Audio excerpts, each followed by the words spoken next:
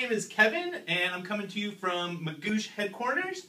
We are talking about data sufficiency today on the GMAT, and specifically your workflow, how to remember the answer choices, and also how to eliminate those answer choices. When you're sitting down on test day, taking the test, the last thing you want to be thinking about is how to eliminate answer choices or trying to remember what these answer choices are. You really should have these all committed to memory. So it's important to remember that answer choice A is that statement 1 is sufficient and not statement 2. So just statement 1 is sufficient.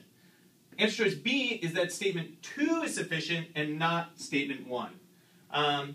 Answer choice C is that both statement 1 and 2 together are sufficient. That means you must put them together in order to solve the problem.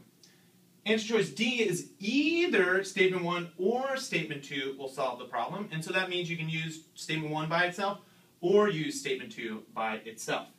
Finally, answer choice E is neither. Neither statement 1 or 2 works, and that means also when you put them together, it doesn't work either. And so memorize these answer choices, have them committed to memory, don't spend time on test day thinking about them. The next thing that you want to have committed to memory is your workflow. When you approach one of these questions, the first thing you're going to do is evaluate statement number 1. And statement 1 there is either going to help or it's not going to help. So does statement 1 answer the question to the problem? Yes. Well, if that's true, then you still need to evaluate statement 2, and you can eliminate answer choices B, C, and E. So if statement 1 does help, then you can eliminate B, C, and E. That's awesome. You have 2 more to choose from. Now evaluate statement 2, and if statement 2 does help, then you know it's going to be answer choice D, which means either statement 1 or statement 2 can answer the problem.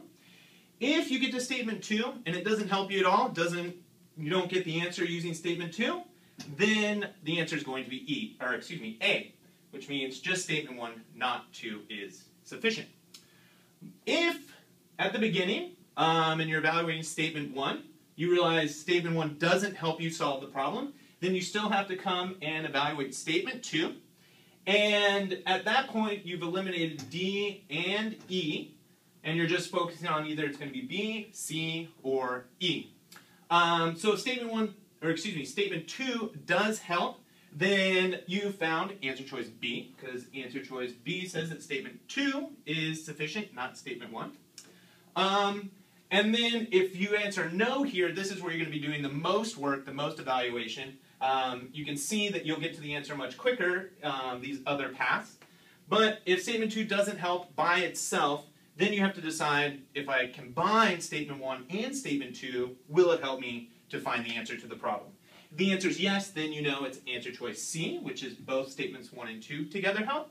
And if it's no, then you know it's answer choice E, neither statement 1 or 2 helps. I hope you found this helpful. Remember to commit these to memory, and if you need any more tips, come over to magoosh.com/GMAT.